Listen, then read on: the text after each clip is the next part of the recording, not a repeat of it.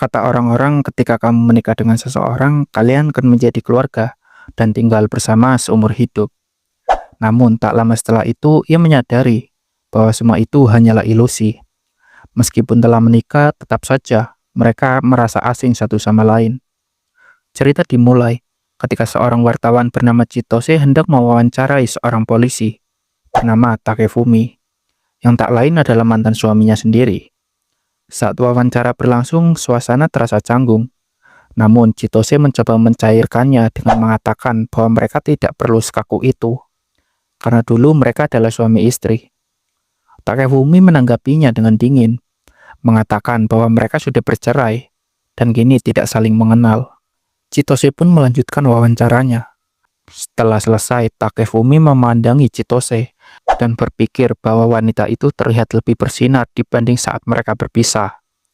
Mungkin Chitose sudah move on dan menikmati hidup barunya. Tapi bagaimana dengan dirinya? Saat Chitose hendak pergi, tiba-tiba ia berbalik dan mengajak Takefumi untuk minum bersama. Chitose masih muda mabuk seperti dulu. Mereka pun mulai mengenang masa lalu yang konyol, yang perlahan mencairkan suasana di antara mereka.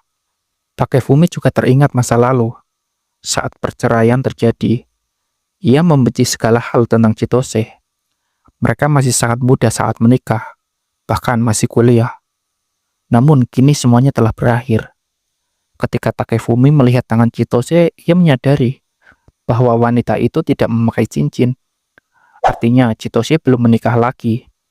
Bahkan ia masih menggunakan nama keluarga yang sama. Setelah selesai minum, Takefumi mengantar Chitose pulang. Dan betapa terkejutnya ia ketika melihat seorang anak menunggu di depan rumah. Chitose kemudian memperkenalkan anak itu, yang bernama Mei. Takefumi benar-benar terkejut. Mantan istrinya yang telah lama ia tinggalkan ternyata sudah memiliki anak. Ia terpaku. Anak itu terlihat pintar, imut, dan menganggap ayahnya sebagai sosok yang sempurna.